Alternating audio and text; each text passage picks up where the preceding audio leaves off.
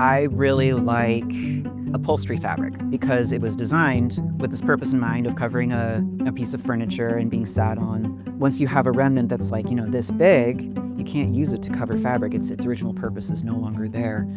So what's its purpose then? The things that stick out to me are the unexpected. Things that you could tell had a specific purpose in mind and that purpose is no longer there. Things that have been abandoned. It's like encountering a fragment of the world, a fragment of reality.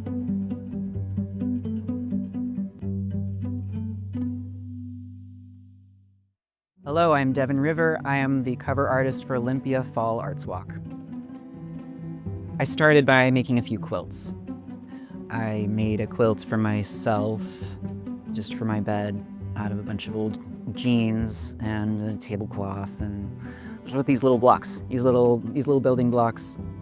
This is called a half square triangle, and you can do so many things with these and so many little patterns. And I told myself that I would move on from half square triangles when I got bored of them, and I haven't gotten bored of them yet. But I love assembling these with improvised blocks, and this allows me to play with a variety of different fabrics. It's the way that they stitch together and the way that they interact with each other in terms of thickness and texture. I realized that I just wanted to play. I didn't want to make an object to be something useful. I wanted to make things that just existed for themselves.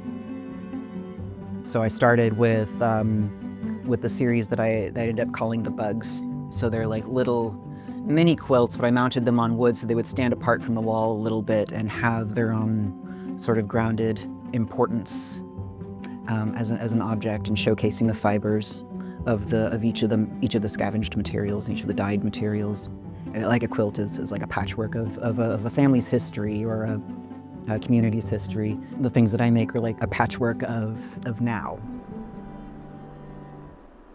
Around autumn every year, friends and family and strangers, I used to work at a grocery store, and people would come through the line and say this: I don't know how I'm going to deal with the gloom. The sun's going away, the clouds are going to come, and I don't know how I'm going to make it through the winter. At this latitude, a lot of folks feel a sense of dread going into autumn.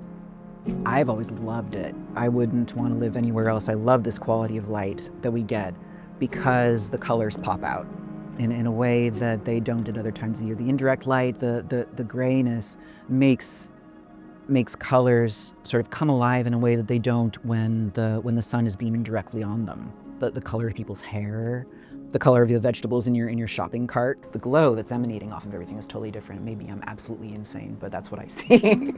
Materially, it made sense to use fabrics that were from discarded objects because it's kind of a discarded phenomenon. I think people get overwhelmed with the loss of the sun. And because of that loss, it's easy to discard the now and just discard the beauty that's in front of us every day. But these fabrics came from free piles, they came from garment. There was a skirt in there that was pilled up and falling apart. There was a vintage curtain, this beautiful satin curtain that had all kinds of stains and frayed edges to it and would never be a curtain again. There was two different fabrics from a sleeping bag that was old and heavy and not worth sleeping in, really. I wouldn't want anybody to sleep in that. Some of these knits are, I think, vintage. Nobody's gonna be able to make a garment out of that. So what is it gonna be? It's going to instead tell a story about light.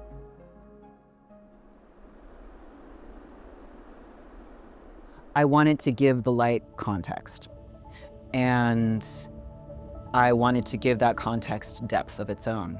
So if you look through the sort of black swaths, you see this pattern, and through that you see this gray. I wanted the gray to be present, and I wanted it to really be explicitly in contrast to what's in the center, and I wanted it to be beautiful in its own right as well. When I complete a piece, usually my back hurts. I place a high value on these discarded materials. I also place a really high value on the labor of working with fabric and with grounded material. And I think the more that we value those things, the more likely we are to value each other and to value things that we would otherwise not see. Creativity is our human birthright, and then making artwork is our human birthright as you know, creatures with an overpowered brain. This is what we are entitled to. We are entitled to be creative with our time here on Earth.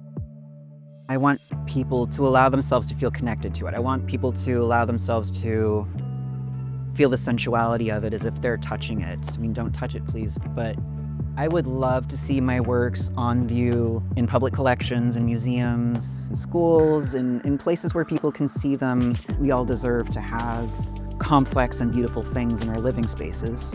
I want to engage in that conversation with the world by having my things accessible to as many people as possible. Come see me in the cover art, This Art's Walk at Stardust.